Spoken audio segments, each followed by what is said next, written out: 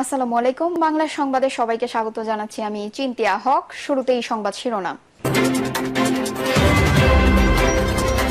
ফেব্রুয়ারির পর অন্তর্বর্তী সরকার থাকবে না বলছেন হাবিবুর রহমান। এদিকে গত 11 মাসে কে কি করেছে প্রকাশ করুন সরকারকে ফারুক। জানাবো শেখ হাসিনাকে 10 বার ফাঁসিতে ঝোলালেও তার অপরাধ কমবে না বলছেন নাহিদ ইসলাম। সংস্কার দাবি উপেক্ষা করা পরবর্তী সরকারের জন্য সহজ হবে না বলছেন আইন উপদেষ্টা। এবং সর্বশেষ জানাবো বাঘায় দুই পক্ষের সংঘর্ষে শিক্ষক শিক্ষার্থী সহ আহত 25। শুনছিলেন সংবাদ শিরোনাম, এবারে বিস্তারিত।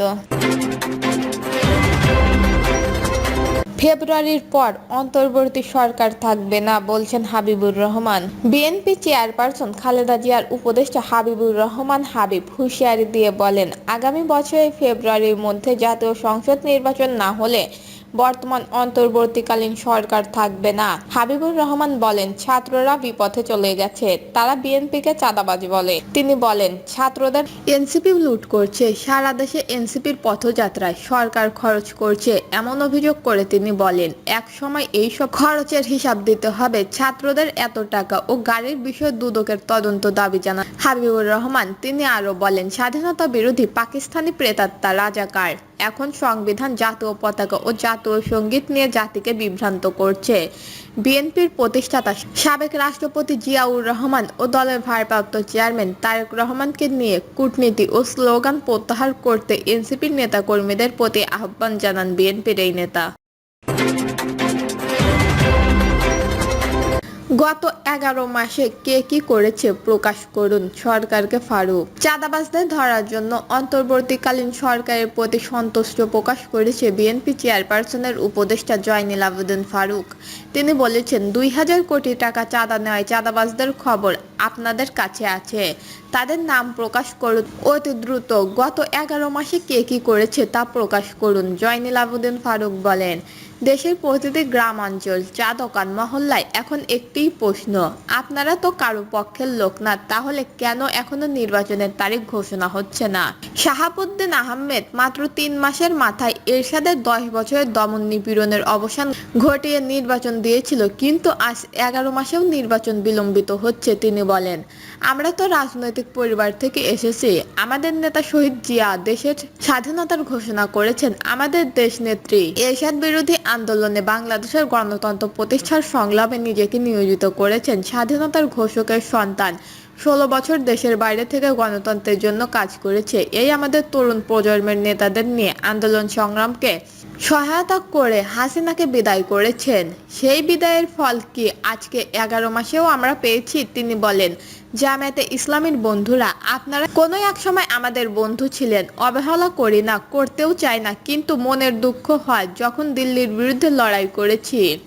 সে লড়াইয়ে আপনারা একসময় আমাদের বন্ধু ছিলেন, কিন্তু ঠিক যেই মুহূর্তে বাংলাদেশের মানুষ বাংলাদেশের জাতীয়তাবাদী দলের ভারপ্রাপ্ত চেয়ারম্যান তারেক রহমানের কথাবার্তা তার আন্দোলন সংগ্রামের স্বীকারোক্তি স্বরূপ বাংলাদেশে একটি নির্বাচনের প্রস্তুতির জন্য প্রস্তুত, ঠিক সেই মুহূর্তেই কিছু রাজনৈতিক দল নানা অজুহাত দিচ্ছে। কখনো বলছে পিআর, কখনো বলছে সংবিধান সংশোধন না হলে নির্বাচনে যাব না। এইসব অজুহাত জনগণের সঙ্গে প্রতারণা ছাড়া আর কিছুই নয়। বিরোধী দলের সাবেক এই চিফ হুইপ বলেন, বিএনপি কোনো অন্যায়ের পক্ষপাতী নয়, আমাদের কর্মীরা যদি ভুল করে তারেক রহমান নিজে ব্যবস্থা নিয়েছেন, বহিষ্কারও করে দিয়েছেন, এরপরেও আমাদের বদনাম দেওয়া হচ্ছে, অথচ দেশের ব্যবসা বাণিজ্য ধ্বংস করেছে আওয়ামী লীগ যুবলীগ। সরকারের উদ্দেশ্যে ফারুক বলেন, গ্যাস নিত্য পণ্যের দাম কমান, চাঁদাবাজদের ধরুন, আইন শৃঙ্খলা ঠিক রাখুন, দ্রুত নির্বাচনের দিনক্ষণ ঘোষণা করুন, দেশে আর অস্থিতিশীলতা বাড়াবেন না। শেখ হাসিনাকে 10 বার ফাঁসিতে ঝোলালেও তার অপরাধ কমবে না বলছেন নাহিদ ইসলাম। জাতীয় নাগরিক পার্টির আহ্বায়ক নাহিদ ইসলাম বলেছেন, শেখ হাসিনাকে 10 বার ফাঁসিতে ঝোলালেও তার অপরাধ কমবে না। এনসিপির এই নেতা বলেন, ফ্যাসিস্ট সরকারের দোসররা জুলাই গণঅভ্যুত্থানে সারা বাংলাদেশে আমাদের ভাইদের ওপর নিপীড়ন চালিয়েছে সেই শেখ হাসিনাকে 10 বার ফাঁসিতে ঝোলালেও তার অপরাধ আসলেই কমবে না। বাংলাদেশের মানুষ কোনোদিন ক্ষমা করবে না শেখ হাসিনাকে, কোনোদিন ক্ষমা করবে না আওয়ামী লীগকে। গণঅভ্যুত্থানের সময় আমরা জানি কি নির্মমভাবে নির্যাতন চালানো হয়েছিল, গুলি চালানো হয়েছিল, আমার ভাইয়েরা শহীদ হয়েছিল। সংস্কার দাবি উপেক্ষা করা পরবর্তী সরকারের জন্য সহজ হবে না বলছেন আইন উপদেষ্টা। জনগণের সংস্কারের দাবি উপেক্ষা করা পরবর্তী সরকারের পক্ষে সহজ হবে না বলে মনে করেন আইন, বিচার ও সংসদ বিষয়ক উপদেষ্টা ডক্টর আসিফ নজরুল। তিনি বলেন, গণঅভ্যুত্থানে হাজারেরও বেশি মানুষের জীবন ও হাজার হাজার মানুষের অঙ্গ প্রত্যঙ্গ হারানোর পর পরবর্তী সরকার ক্ষমতায় আসবেন। বাংলাদেশের জনগণ কখনো রাষ্ট্র সংস্কারের জন্য এত ত্যাগ স্বীকার করেনি, তাই তাদের প্রত্যাশা উপেক্ষা করা পরবর্তী সরকারের পক্ষে সহজ হবে না। তিনি আরো বলেন, অনেক রক্ত ঝরার পর সংস্কার করা না গেলে আগামী 2 দশকেও আর সংস্কার করা যাবে না। তিনি বলেন, বিচার বিভাগে রাজনৈতিক সরকারের কিছু প্রভাব থাকাটা অস্বাভাবিক কিছু নয়, কিন্তু উদ্বেগের বিষয় হলো অনেক সময় দেখা যায় তত্ত্বাবধায়ক সরকারের মতো নিরপেক্ষ কাঠামো যে আইন করে, পরবর্তীকালীন রাজনৈতিক সরকার এসেও সংকীর্ণ স্বার্থে তা বাতিল করে দেয়। এই ধরনের চর্চা রাষ্ট্রকে অকার্যকর করে তোলে। এই পুরানো বৃত্তি রোধ করতে এবং আইনের স্থায়িত্ব নিশ্চিত করতে নতুন আইন চূড়ান্ত করার আগে বিভিন্ন রাজনৈতিক দলের সঙ্গে আলোচনা করা হচ্ছে বলেও জানান তিনি।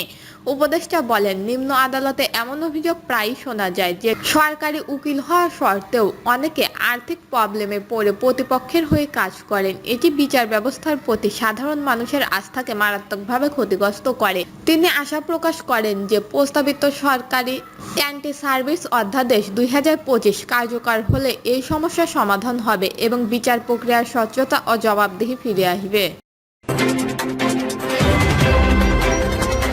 বাঘায় 2 পক্ষের সংঘর্ষে শিক্ষক শিক্ষার্থী সহ আহত 25।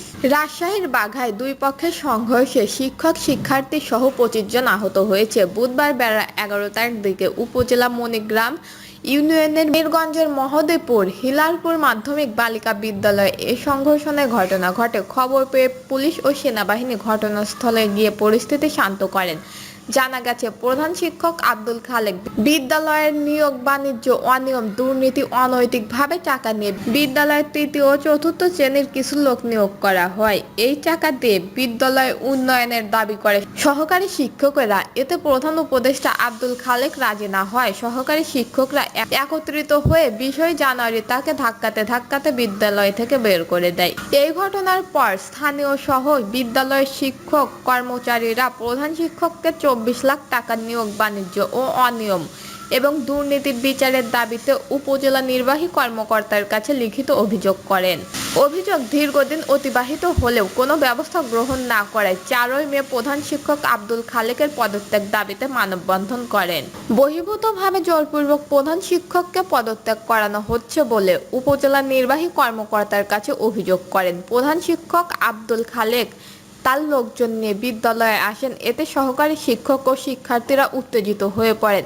এক পর্যায়ে তর্ক বিতর্ক শুরু হলে একে অপরের ওপর হামলা করা হয়। দর্শক, এই ছিল এখনকার সর্বশেষ নিউজটি ভালো লাগলে একটি লাইক দিন, কমেন্টে আপনার মতামত জানান এবং আমাদের পাশে থাকার জন্য বেল বাটনটি অন করে রাখুন। ধন্যবাদ।